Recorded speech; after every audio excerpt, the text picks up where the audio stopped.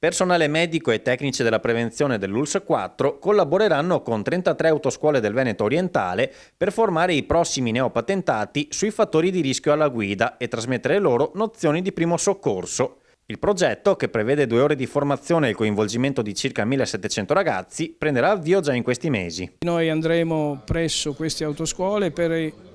illustrare, per informare i ragazzi su quelli che sono i rischi derivanti da comportamenti sbagliati durante la guida, quindi l'assunzione di alcol e sostanze, quindi il mancato utilizzo dei sistemi di sicurezza, l'alta velocità, la distrazione, quindi l'uso di telefonini, di tablet e così via, che abbiamo visto sono i fattori principali che determinano gli incidenti stradali e quindi anche gli infortuni durante il percorso tra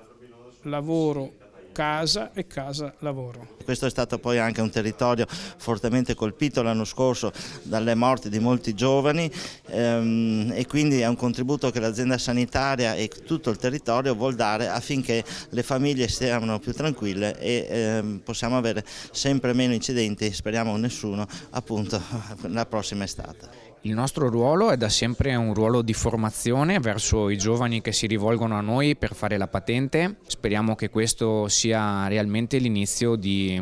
un percorso che potrà portare i propri risultati nell'avanzare degli anni. Quindi diciamo lavoro di prevenzione, di formazione per rendere dei giovani sempre più consapevoli alla guida. I ragazzi indubbiamente apprendono volentieri, le famiglie sono molto motivate affinché i propri figli apprendano questi concetti. Questa collaborazione potrà essere estesa, noi ci auguriamo, anche ad altri territori della nostra regione e potrà essere estesa non solo a chi acquisisce la patente e quindi fa il corso per la prima volta, ma anche al resto della popolazione, magari organizzando all'interno delle scuole guida degli incontri con la popolazione per portare sempre di più all'attenzione questo tema, perché se tutti guidiamo bene incidenti ne avvengono sempre meno.